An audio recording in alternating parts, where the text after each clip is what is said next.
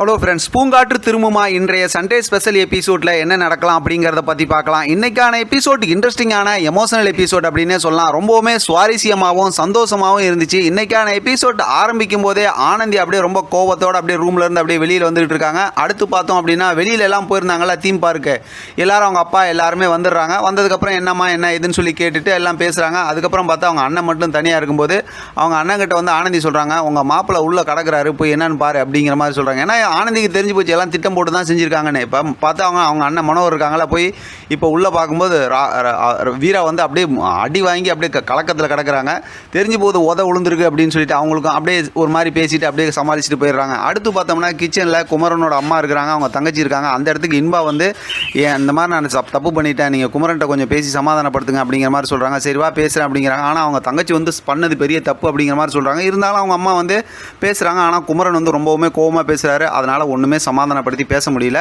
அடுத்து இங்கே ஒரு படுத்து தூங்குற ரூமில் பார்த்தோம் அப்படின்னாக்கா அவங்க அண்ணன் ஆனந்த் உட்காந்துருக்காரு. டைரி எழுதியிருப்பாராட்டிருக்கு ஆனந்தியை நினச்சி. இப்போ பார்த்தா குமரன் வந்துடுறாரு, அந்த டைரியை வாங்குறாரு. ஆனால் எழுதுனதை அடித்து வச்சுட்டாராட்டிருக்கு. அதனால் தப்பிச்சிக்கிறாரு.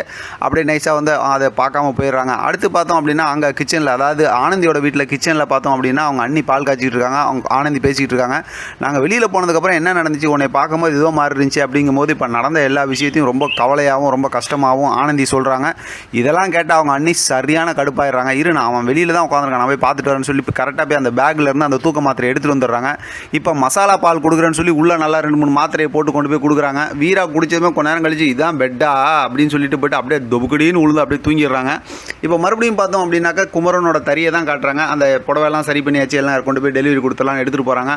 அப்பயும் இன்பா வந்து பேசுகிறாங்க. இருந்தாலும் குமரன் ரொம்ப கோவமாக பேசி கத்தி அங்கேருந்து அமுச்சு விட்றாங்க. இப்போ டெலிவரி கொடுக்கறதுக்கு பார்த்தோம் அப்படின்னா குமரனும் கோட்டியும் எடுத்துகிட்டு போகிறாங்க. ஆனந்த் வந்து நான் வரேன் அப்படிங்கும்போது இல்லை, அதில் டேமேஜ்லாம் இருந்துச்சு, அதனால் கொடுத்துட்டு நான் சாரிலாம் கேட்டு வரணும் அப்படிங்கிற மாதிரி சொல்லிட்டு குமரனும் கோட்டியும் எடுத்துகிட்டு கிளம்பிடுறாங்க. ஆனந்த் அப்படியே அமைதியாக இருந்துடுறாரு. இப்போ பார்த்தோம் அப்படின்னா இங்கே இது குமரனோட வீட்டை காட்டுறாங்க. அவங்க அம்மா வந்து அகிலா கிட்ட, அதாவது குமரனோட தங்கச்சி இருக்காங்களா, அவங்கள்ட்ட வந்து புடவை எடுத்துகிட்டு அந்த மாதிரி போட்டியில் டிசைன் பண்ண புடவை எடுத்துருவா அப்படிங்கிறாங்க. அதை எடுத்துகிட்டு வந்து எல்லாம் கட்டி பார்க்குறாங்க. இப்போ அவங்க அப்பா வந்து அதை பார்த்துட்டு இந்த பொண்ணு தான் என்னை காப்பாற்றுச்சு, ஏன்னா அதில் தான் அவள் காமாட்சி அம்மன் சொல்லிட்டு குமரன் வந்து ஆனந்தியோட ஃபோட்டோ தானே அதை டிசைன் பண்ணியிருக்காரு. அதை பார்த்துட்டு அவங்க அப்பா சொல்லிட்டு இருக்காரு. இதெல்லாம் நம்ம ப்ரொமோவில் பார்த்தது.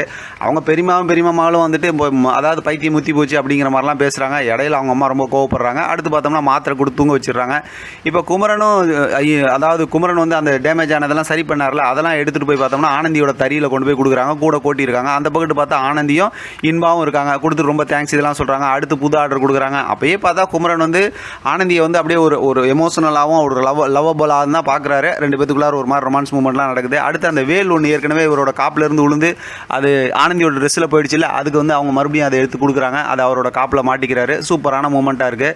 இங்கே வீட்டில் பார்த்தோம் அப்படின்னா வீரா வந்து துபுகடின்னு படுத்து தூங்கிட்டு கிடக்குறாங்கல்ல, அந்த விஷயத்தை வந்து பார்த்தோம் அப்படின்னா இப்போ இங்கே ஆனந்தியோட அம்மா வந்து பார்க்குறாங்க. அவங்க ஆனந்தியோட அம்மாவுக்கு ஏதாவது நல்லா வீராவை பற்றி தெரிஞ்சால் தான் அமைதியாக இருப்பாங்களாட்டிருக்கு. மாப்பிள்ளைன்னு அப்படியே உருவுறாங்க. அதாவது கவலைப்படுறாங்க. மறுபடியும் வந்துட்டு இங்கே அவங்க அப்பா கிட்ட வந்து சொல்கிறாங்க, அவங்க அப்பா உனக்கு ஏதாவது வேலை இருந்தால் போய் பாரு, தூங்கணும், அப்போ தான் எல்லாத்துக்கும் நிம்மதி அப்படிங்கிற மாதிரி சொல்லிடுறாங்க. இப்போ மறுபடியும் பார்த்தோம் அப்படின்னா எல்லாரும் சாப்பிட்றதுக்கு குமரனோட வீட்டில் உட்காந்துருக்காங்க. அப்போ அவங்க அப்பா பக்கத்தில் வந்து உட்காந்து இந்த விஷயத்தை ஞாபகப்படுத்தி, அதாவது தூங்கி எந்திரிச்சு வந்து ஞாபகப்படுத்தி சொல்கிறாரு. இப்போ குமரனுக்கு ஓரளவு புரிஞ்சு போகுது, ஓஹோ ஆனந்தியாக தான் இருக்கணும், ஏன்னா அவர் தான் டிசைன் பண்ண தெரியும்ல, அவர் ஆனந்தியை நினச்சி தானே டிசைன் பண்ணார். அதனால் சரி நான் காட்டுறேன் அப்படிங்கிற மாதிரி கூட்டிகிட்டு அங்கேருந்து கிளம்புறாரு.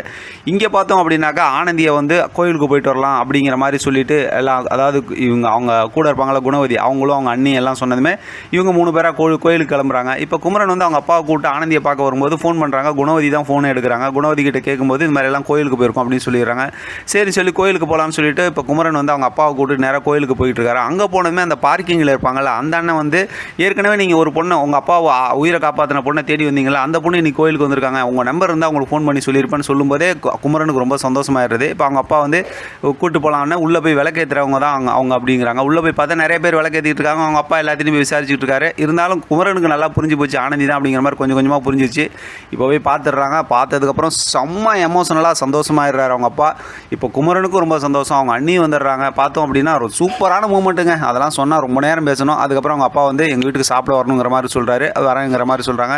குமரன் அப்பயே அவரோட லவ் மூடு ஸ்டார்ட் ஆகிடுச்சு அப்படின்னு தான் சொல்லணும். ஆனந்தியும் ரொம்ப அழகாக இருக்கிறாங்க.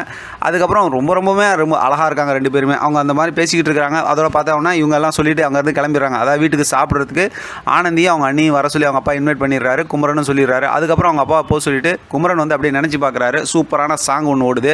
அதில் பார்த்தா நிறைய ரொமான்ஸ் சீன்லாம் இருக்குது. செம்ம இன்ட்ரெஸ்டிங்காக சந்தோஷமாக இன்றைக்கான எபிசோட் எபிசோட் முடிச்சிருக்காங்க. இதுக்கப்புறம் தான் அதிரடி ஆரம்பமாக போகுதுன்னு நினைக்கிறேன். ஏன்னா இப்போ குமரன் வந்து ஆனந்தியை லவ் பண்ணுங்கிற அந்த மைண்ட் செட்டுக்கு வந்துட்டார்ல, அதனால் சூப்பரான ஸ்டோரி நம்ம காத்துக்கிட்டு இருக்கு. பார்க்கலாம் அடுத்து என்ன நடக்குதுன்னு. இதை பற்றின உங்களோட கருத்து கமெண்ட் பாக்ஸில் தெரியப்படுத்துங்க. தொடர்ந்து ஆதரவு கொடுங்க. தேங்க்யூ ஃப்ரெண்ட், தேங்க்ஸ் ஃபார் வாட்சிங்.